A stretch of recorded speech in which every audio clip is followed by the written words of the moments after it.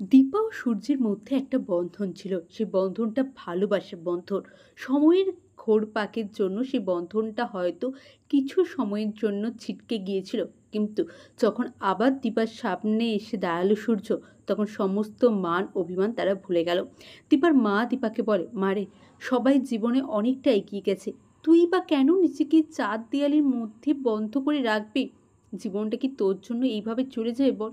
কতটা বা বয়স তোর? তুই চল মা, এই পৃথিবীতে অনেক কিছু আছে করার মতন, তুই চল এখান থেকে। তারপরেই দীপার সিদ্ধান্ত নেয়, সত্যি তো।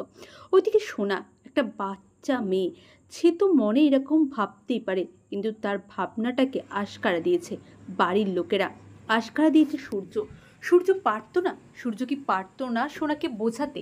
আর কাকিয়া, কাকিয়া তো প্রথম থেকেই সোনার কাছে উল্টো পাল্টা কথা বলে বলে সোনার প্রতি তার মায়ের যেই ভাবধারা সেটা নষ্ট করে দিয়েছিল। আর তারপর তো সূর্য ছিলই।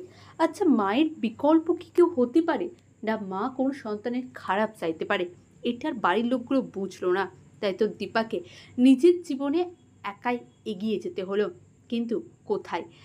দীপার অতীত দীপাকে সবসময় আঁকড়ে ধরে, টেনে ধরে দীপাকে। তাই তো মুম্বাই গিয়েও ডাক্তারবাবুর সাথে দেখা হলো দীপার। প্রথমবার দেখেই হাজারটা প্রশ্ন করে যে, ডাক্তারবাবু জবাব দিন, সেদিন রাতে ওইভাবে কেন আপনি সোনাকে দিয়ে পালিয়ে এসেছিলেন? একবারও আমাকে জানানোর প্রয়োজন পর্যন্ত মনে করেনি।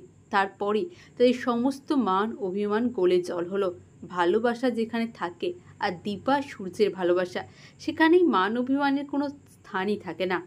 হ্যাঁ বন্ধুরা, অনুরাগের ছোঁয়ার আগামী পর্বগুলিতে এমনটাই হবে। চ্যানেলে নতুন হলে প্লিজ প্লিজ চ্যানেলটা সাবস্ক্রাইব করে দিন। অনুরাগের ছোঁয়া আপনাদের কেমন লাগছে অবশ্যই কমেন্ট করে জানান। অনেক ধন্যবাদ সকলকে।